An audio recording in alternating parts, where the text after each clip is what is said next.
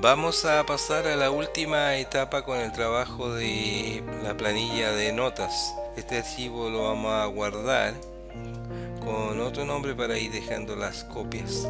Lo vamos a guardar como promedios, cálculo de promedios 4. Entonces, en este caso, en esta oportunidad vamos a estudiar la función condicional si. La función condicional si se usa cuando uno usa razonamientos como este, que si ocurre una condición, si esa condición es verdadera, entonces ocurre una acción o un resultado, y si no, entonces ocurre otra acción o resultado. Esa es la estructura de la función. Entonces, cuando usted dice, por ejemplo, si la nota de un alumno es mayor que 4, entonces el alumno aprueba, si no, reprueba. Algo como eso. Cuando usted tenga que hacer consultas sobre algunos cálculos previos para ver cálculos futuros que son condicionales, por eso esta función se llama condicional. eh, de acuerdo al valor que tenga una celda, yo pongo un resultado o otro en la otra, en otro cálculo, en otra celda. Entonces, la forma de escribirla en Excel es una función que tiene tres parámetros.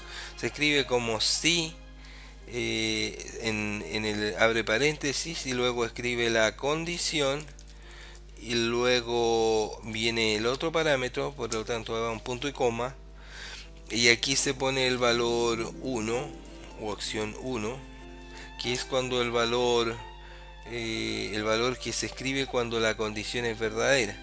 Y el tercer parámetro es cuando la condición no se cumple. Por ejemplo, en este caso de nuestra planilla de promedio, la voy a ejemplificar esta función con algo muy simple. Por ejemplo, si quisiéramos poner aquí una columna que diga condición del alumno, o resultado final del alumno, estado final del alumno, ese estado depende de el valor de su promedio. Aquí los alumnos cuyo promedio es menor que 4 reprueban. Nuestro ejemplo sería ese. Con nuestras palabras diríamos si el promedio es menor que 4, entonces reprueba. Si no, lo contrario, aprueba. Normalmente las condiciones tienen dos estados, verdadero y falso, por lo tanto, cuando uno valida una condición, un grupo de resultados va a cumplir esa condición y otro grupo no lo va a cumplir. Por eso es que este tiene este formato. Si esto nos parece razonable de leerlo en nuestro lenguaje, muy bueno que usted haga ese ejercicio, como le he insistido en otras lecciones, escribirlo con sus propias palabras lo que quiere. Muchas veces cuando uno va a escribir una fórmula, tiene que primero verbalizarla para poder escribirla en Excel. Si usted no tiene claro y qué cálculos tiene que hacer, nunca va a poder escribir bien la forma en Excel.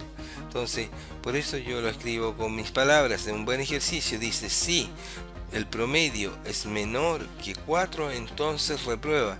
Si no, aprueba. Bueno, al escribirlo en Excel, el promedio está en H5 del primer alumno.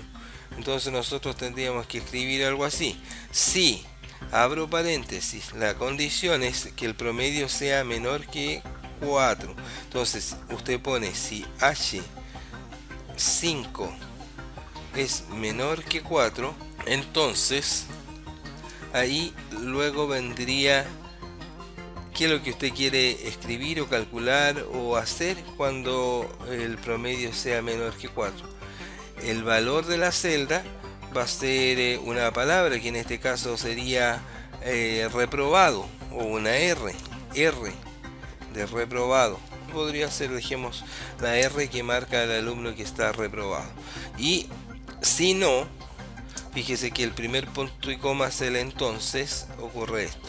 Si no, ocurre lo que voy a escribir ahora. Si el promedio no es menor que 4, quiere decir que es de 4 para arriba, entonces el alumno está aprobado. Y esto cerramos paréntesis y así habría que escribirlo en nuestra planilla. Lo va a entender cuando lo hagamos, lo va a terminar de entender. Fíjese, aquí yo voy a poner igual si, abro paréntesis, hago clic en el promedio. Si el promedio es menor que 4, entonces punto y coma, escribo entre comillas dobles. Siempre cuando uno escribe un texto a partir de una fórmula tiene que escribirlo con comillas dobles porque es un texto. Los textos siempre se escriben entre comillas dobles cuando son tratados en fórmulas. Y aquí vendría si no, entonces el alumno aprueba. Cierro el paréntesis y la función sí me estaría dando el resultado. En este caso el alumno tiene un 4.3, por lo tanto el 4.3 es mayor que 4, por lo tanto va a escribir una A, porque el 4.3 no es menor que 4. Apareció una A, ¿se fija? Entonces, si yo tiro hacia abajo, le va a poner una R al alumno que tiene el 2,3 y al alumno que tiene el 3,5. Así funciona la función condicional. Esta función condicional la vamos a ocupar en muchos ejercicios porque es muy útil y es importante que usted la aprenda a manejar.